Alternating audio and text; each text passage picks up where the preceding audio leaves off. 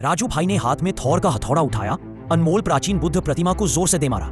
ये देखकर पास खड़े विशेषज्ञ हक्के बक्के रह गए। सुरक्षा गार्ड तुरंत राजू भाई को पकड़कर जमीन पर गिरा देते हैं। जैसे ही बुद्ध प्रतिमा टूटने लगती है, उसकी सतह पर जमी परतें झड़ने लगती हैं और अंदर से एक असली चमचमाती बुद्ध प्रतिमा सबके सामने प्रकट हो जाती है।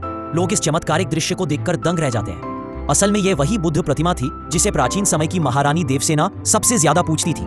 लेकिन दुर्भाग्य से शर्मा परिवार ने यह प्रतिमा अंग्रेजों को सौंप दी थी। इस वजह से प्रतिमा विदेश चली गई और उसका कोई पता नहीं चला।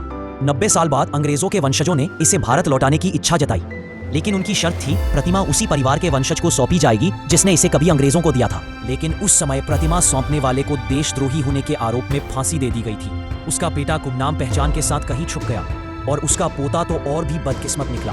लोग उसे तिरस्कार से देखते, गालियां देते। बड़ा होने पर वह प्राचीन वस्तुओं के बाजार में लोगों को ठगने लगा, यहाँ तक कि छोटे मोटे करतब दिखाकर अपनी रोजी रोटी चलाता।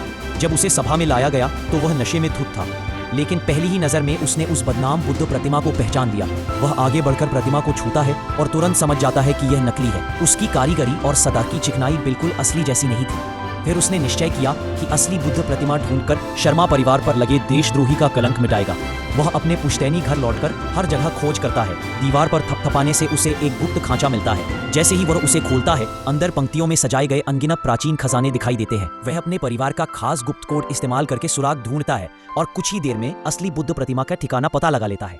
प्रतिमा सौंपने के दिन सबके सामने सच्चाई उजागर करके शर्मा परिवार की बेगुनाही साबित करना उसका लक्ष्य बन जाता है। इसी वजह से शुरुआत में आपने जो थॉर का हथौड़ा चलाने का दृश्य देखा, वह सामने आया। अंत में वह कहता है, मेरे दादा श्रीधर शर्मा ने इस बुद्ध प्रतिमा को सबसे पहले खोजा था। अंग्रेज और लालच में डूबा तस्कर लाला फतेह चंद दोनों इसे पाना चाहते थे, लेकिन मेरे दादा ने यह ठान लिया कि यह प्रतिमा उनके हाथों में कभी नहीं जाएगी। उन्होंने अपनी पहचान छुपाकर पूरे 20 साल तक इसे गुप्त रखा और फिर यह रहस्य मुझे सौंप दिया।